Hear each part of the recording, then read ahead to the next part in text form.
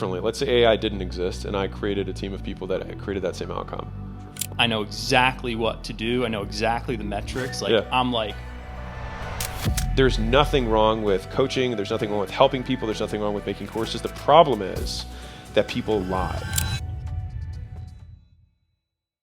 Dream firms.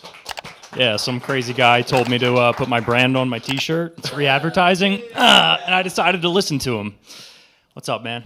Thank you for listening to it. Yeah, crazy things It's amazing happens. though, right? I mean, you wear it all the time. People see you and you're like, I got these rush ordered yesterday, just to be clear. Do you not wear these all the time?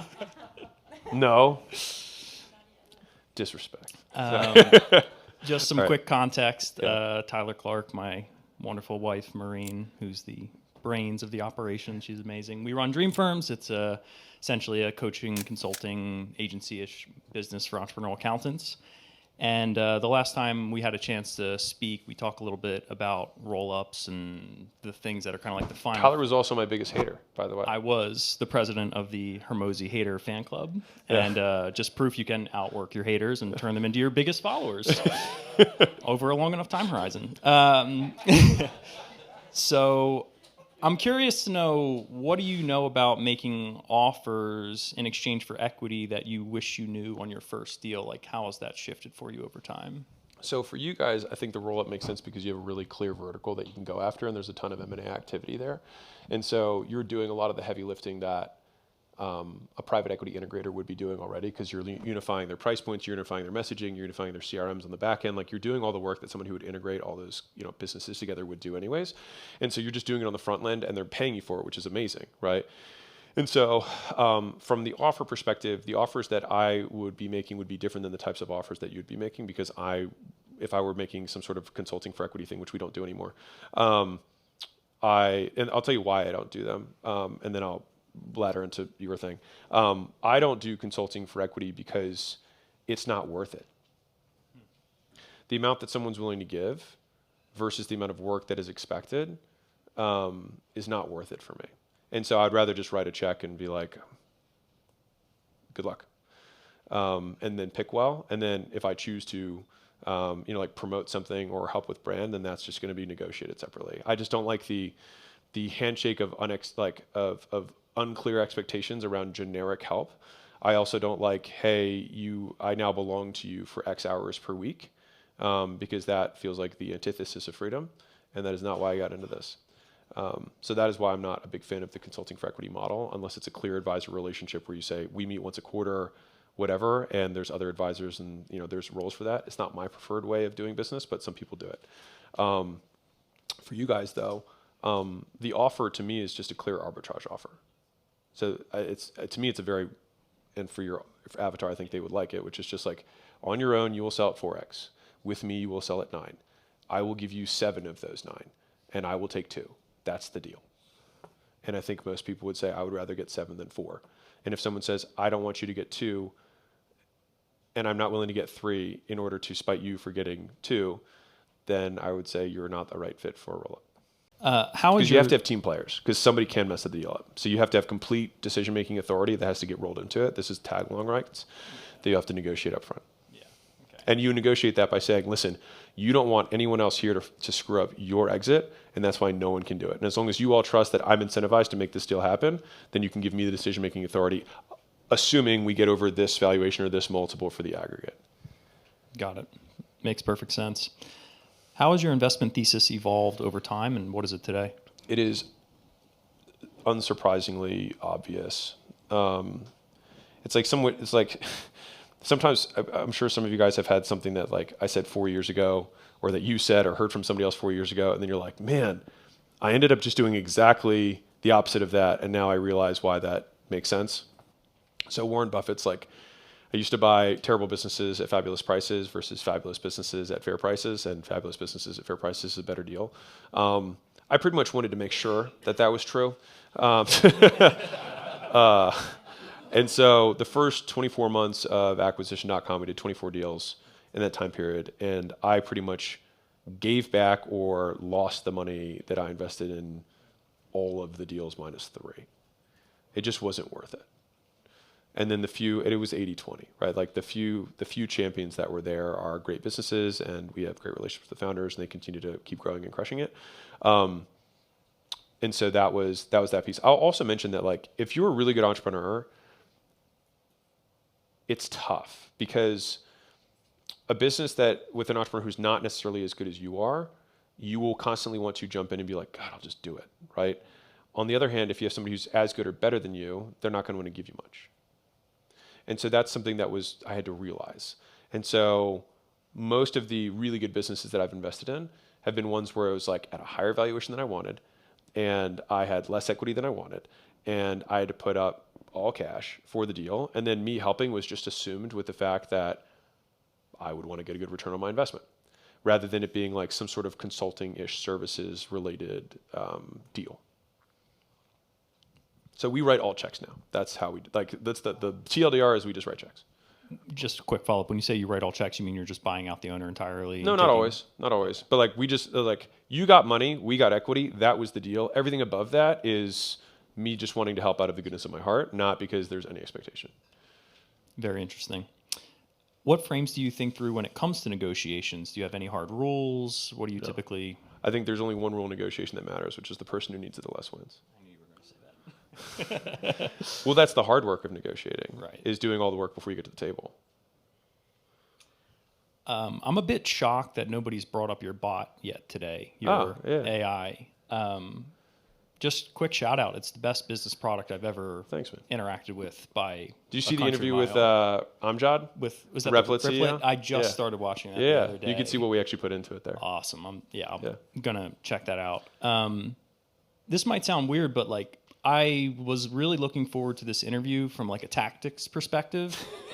And now it felt completely irrelevant once I started to use the bot. Yeah. So, anyone who wishes they're up here asking you questions, if you have access to the bot, like, you should be abusing it. Like, it is amazing. Thanks, Truly. Well, I did 2 years of consulting that I fed in as inputs. Yes, I know the sales pitch. It's also the truth, which are always the best sales pitches. Yes, exactly. Which I started with the pitch, by the way, and then worked backwards to what would be the most insane thing ever. It's like, well, if I just do 2 years of consulting and document all of it, that'd be a pretty good pitch. Very cool. This is maybe just like a weird question, but does it feel weird to have created an intelligence that more or less replicates what you do? Like, I mean, I imagine it reduced your key man risk relatively significantly, just because I would hope your team prompts it. I hope your portfolio companies prompt it. I mean, I prompted it on our biggest problem for the last 18 months, and I'm like, I know exactly what to do. I know exactly the metrics. I'm like, you don't need me anymore. I don't need you, dude. No, I mean, it doesn't feel weird. I mean, I think the whole so let's put it differently. Let's say AI didn't exist, and I created a team of people that created that same outcome. Sure. Would I think that was bad? No, I would say I built a better business, and so AI allows you to do that. The hard part, the moat, is training it. That's the data. And so that's the thing with AI businesses. So this is a writer downer for everyone, which is that everyone here wants to have an AI. Most of you probably want either AI incorporated or to have an AI-centric business. I would say that's probably many of you here. You cannot have an AI business without first having a data-centric business, period. AI works off of data. If you're like, I'm building AI, it's like, no, you're building a ChatGPT overlay. You're not building AI. AI is about training with data. And if you don't collect data and structure the data well with clear inputs and outputs, you don't have anything to train the AI on, which means you have nothing. And so you have to be a data-first business in order to then become an AI-enabled or an AI-enhanced business. Very interesting. I'm going to try to not become emotional in the next question. Okay. But I probably will. I can just say crude comments to break the ice. Yeah. That'll probably help. Okay. Someone close to you passed away recently, and you're half French. Uh-huh. My wife is French. You signed off on your, post with Maman. Yeah. And then you shortly tweeted after it, "Death creates clarity." Yeah. What are you clearer on today? I think it creates a forcing function around prioritization. And I think that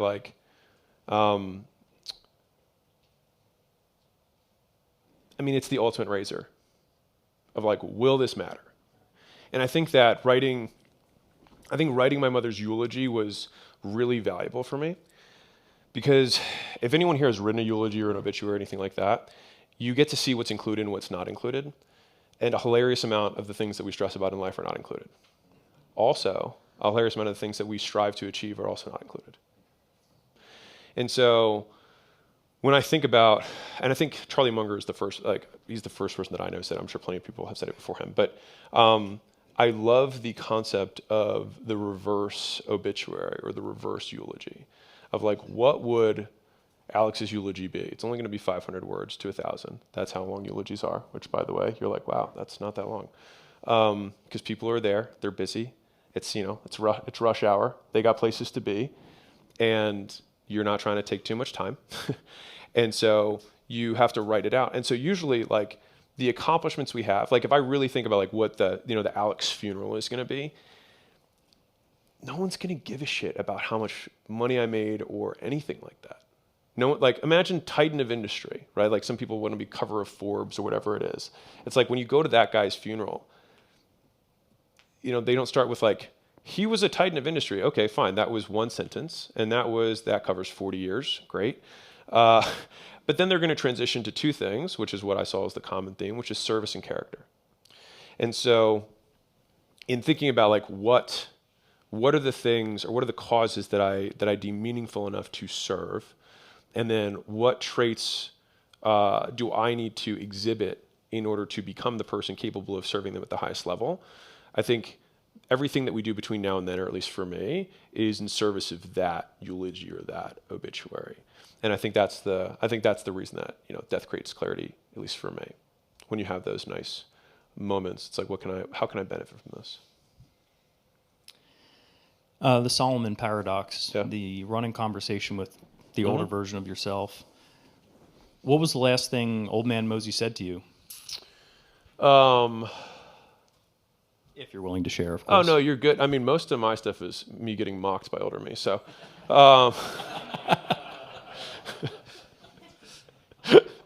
yeah, such a sense of humor, that guy. No, I mean, honestly, I go through the 6 M's. I go through that as like, that's what I walk myself through. I mean, we did an L3 day together, and like, I have to approach it from that perspective of like, okay, hey, I've got this stuff. This is what's going on. Well, why don't you do more? Well, I can't do more because of this. Well, why is that limiting you?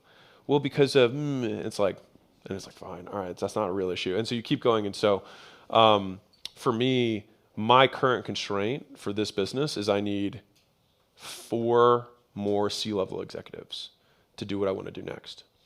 And so I look at my calendar, and so my calendar is the most malleable of anyone in the companies. So basically my calendar starts at empty. I have almost no recurring meetings. Mondays is the only day that I have recurring, and it's really just the marketing, at which we've already combined everything. So marketing, sales, media are one meeting, and I do 1 hour. And then the rest of my time is 100% malleable. And so I allocate all of my time now, like as of like post-launch, it's like, great, that was all of my calendar, and so that's now gone. And so now all of my calendar that's taken over is recruiting calls, interviews, interview notes, introductions to next people, who we're going to vet on the team. That's my whole life right now until I get those 4 executives. Once I have those 4 executives, I'll then have more capacity, or the company will have more capacity, so I can go to Alex's big list of ideas and be like, okay, this is the best one. This is what we're going to drop through, and we have the capacity to push it. You said, what's next? Mm-hmm. Can you share? Well, I mean, you have used the AI product. Yes. There will be a version of that I'll probably end up making more readily accessible for everyone. We're still training on all the questions that are coming in every single day. We have a full-time dev team, which you probably noticed it's getting continually better and better. Mm-hmm. And so there are features that we'll be rolling out, and a version of that I'll probably make accessible to more people. Yeah, I heard the funnel analysis idea on the Replit interview. I was like, oh, that sounds sick. There's a lot of cool ones. Yeah. Obviously, goals get to $1 billion. I think some people could argue valuation-wise, you're probably already there. I don't know if it's liquid or however you measure it, but big picture, next 10 years, I mean, did you think you'd be here even 5 years ago? I mean, is this on track, or are you updating a 10-year sort of vision plan? Like I think I thought I would be around here around now. Okay. I will say that so going into 2026, it's the first year in my life where making more money has not been my goal. So that's the first time since I've been, 18 or whatever, first time in my life. And so I think the reason for that shift is that up until that point, making more money, I had some argument of like, what does this change about my life? What are the behaviors or conditions that change that make my life better? And at this point right now, I have very little or almost no incremental return from money. And so now it's like there are other things that can improve my life more. And so that is where kind of some of the reshuffling of priorities for me on a personal level has come to pass. And I think, I can't remember his name who was on Zoom, but that little ism of like, I have wanted to win the game of business for me, not like everyone's in the game. We're all players and the game will keep going. But I wanted to win for me, but I don't want to only win the business game. Business is a game, and there are many games within the larger context of the life game. And I would prefer to win at life than just win at business. And so my priorities have shifted towards balancing towards some of the other components of my life now. Now, some people would make the argument, oh, Alex realized the wrongs of his ways. It's like, why are we not allowed to just change our minds? Why am I not allowed to accomplish something and say, what would I like to do now? And not that in some way reverse or invalidate the path that it took to get here.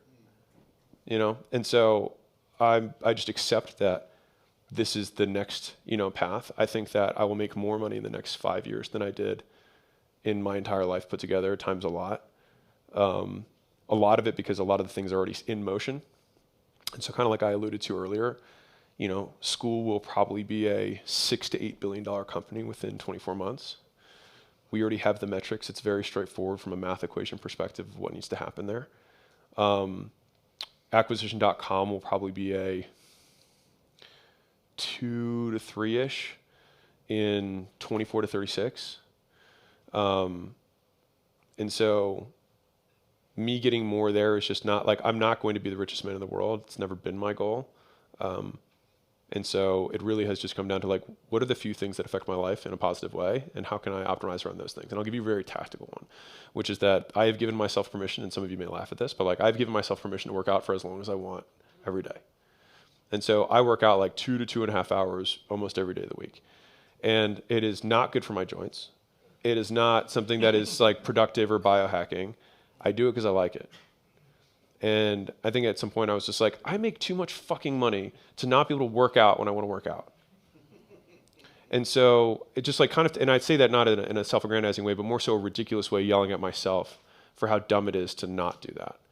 So it's like, some of you guys here make tons and tons of money, and you're like, I really wish I could work out longer, but I only have 45 minutes because I have work to do. It's like work to do what? To make money. Why do we make the money? So that we have the freedom to do whatever we want to do. And so we're sacrificing our freedom in order to make the money. It's like, well, that seems a bit stupid.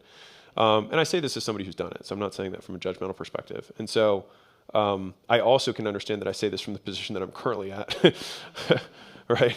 But this year was the year that we hit my number of what financially free meant for me. And everyone's different there. For some people, it's 4 million. For some people, it's 100 million. For some people, it's 1 billion. Whatever that number is for you. I think knowing when enough is a really valuable thing. And I would say that most of my goals are very ambitious, but I also can recognize when enough is enough. So when I got to 245 pounds and I was jacked as hell and a bodybuilder, I was like, this is enough. Like, I don't need to go more than this. Some people need to just keep getting bigger and more jacked forever. I don't have that. I have bigger goals than most people, but I have, I think, attainable goals. And so I had a bigger goal for what my net worth and financial goals were in terms of freedom, but I don't need to be the richest man in the world. And so anyways, the death creates clarity around the priorities that will mean or matter more to me now. Last question. Brand is huge for you. And to be honest, I was a little surprised to see you on Logan Paul's podcast. No shade one way or the other, but, just surprised me. Yeah. how do you decide on who to associate your personal brand with? No, it's a good question. So I really do really sparingly few podcasts in general. I did Replets because because Amjad reached out and I was like, he's got a great company. I've used the product and I thought it'd be a good AI conversation. I've obviously done a bunch with Williamson. I think that in some ways, because I've done a bunch with Williamson, people assume that I'm like always hardcore philosopher all the time, but that's because like the podcast is about modern wisdom. And so that just disproportionately represents the amount of podcasts that I've done rather than like how I live. And so I think the Logan Paul episode for me had a couple things. So one is there's a bunch of people who've never heard of me who will enter through the Logan Paul world. Number two is that I think in that setting, people can see like a different side of me, which is not the hardcore philosopher, except it ended up becoming that way near the end. Yeah, the meaning of your life is why don't kill yourself. Anyways, so, but for sure there are like, all right, I'll actually give the real answer and we'll go 5 minutes over and I guess you guys cool with that? All right, so. I'm cool with it. He's like, this is great. So what is brand, right? Brand is the association we make between two things through an outcome, right? That's what brand is. So thing you don't know, thing you do know.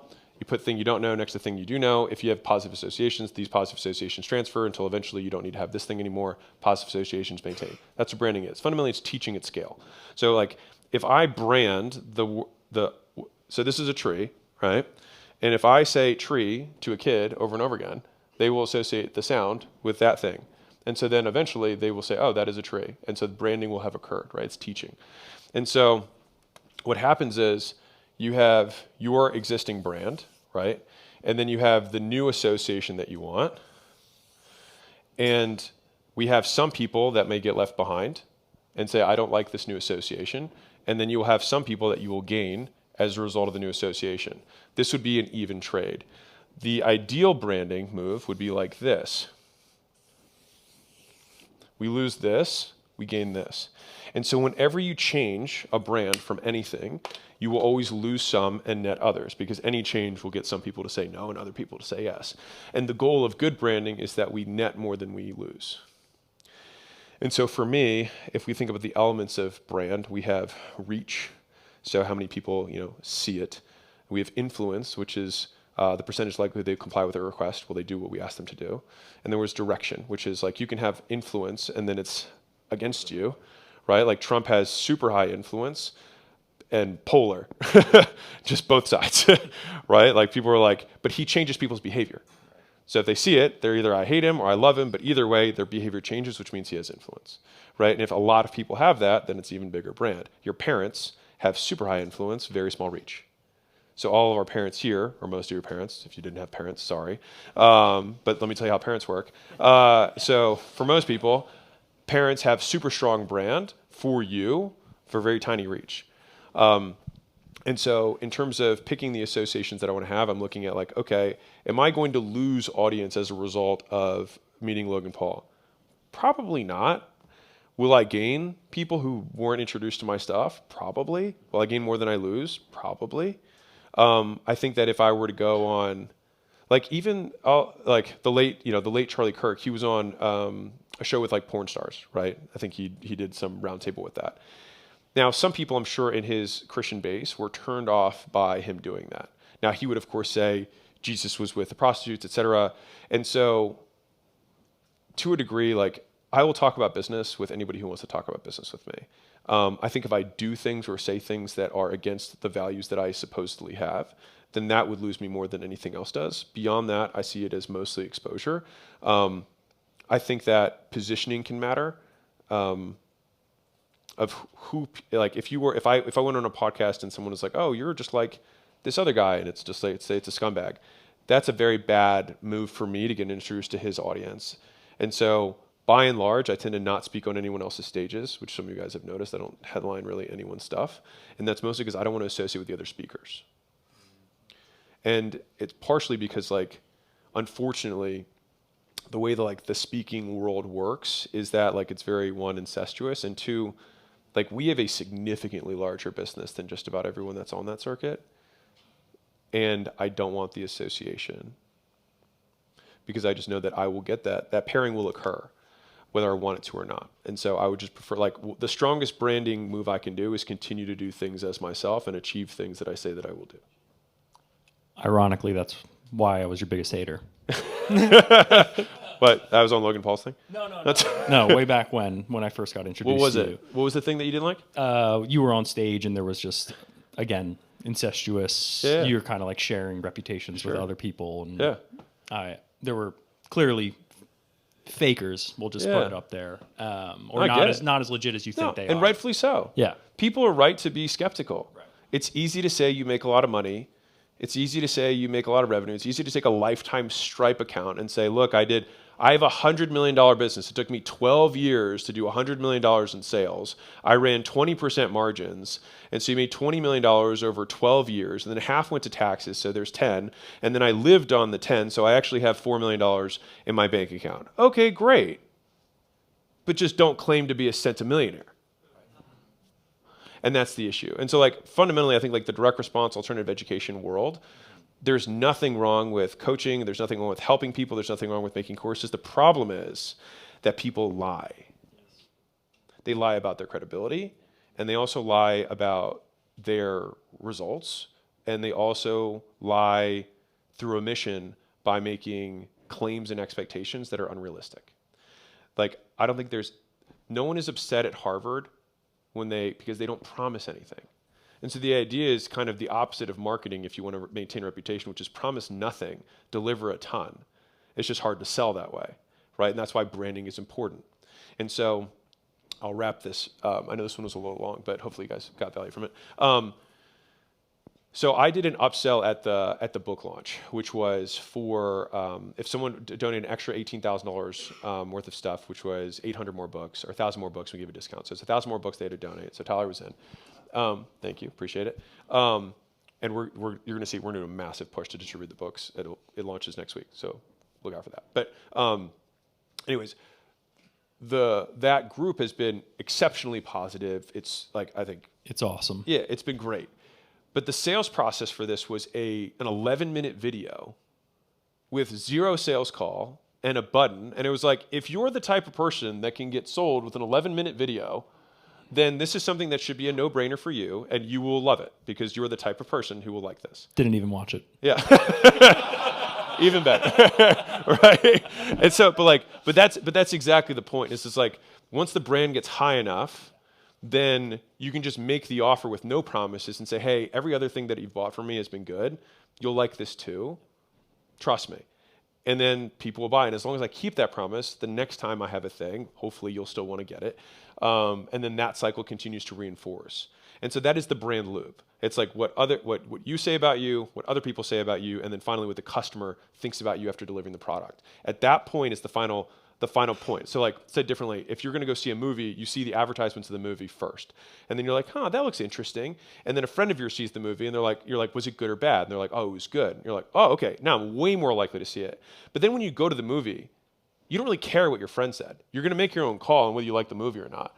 And so that is the reinforcement loop that occurs with brand. It's just that most people, where's my Indian guy? Where are you at? Yes. So the reason that you keep doing more offers is because you say it's great. You get a handful of testimonials because if you sell 1,000 people, you can get 10 people to get a good result because they're going to get a good result no matter what because 10 out of 1,000 are going to have something good happen. So you get your 10 results and then you convince people and then they buy and then all of a sudden those people say this sucks. And so then you have to start all over again saying this new thing is amazing and great and then get your 10 testimonials from your beta group because you can take 100 people and 10 of them are going to get a result. You talk about the 10 results that are good. This is obviously lying in advertising, by the way. And then you go to sell the product and it sucks. And then you just do that loop forever. And that is what most internet marketers are doomed to do. Thank you so much. Appreciate you. Yeah.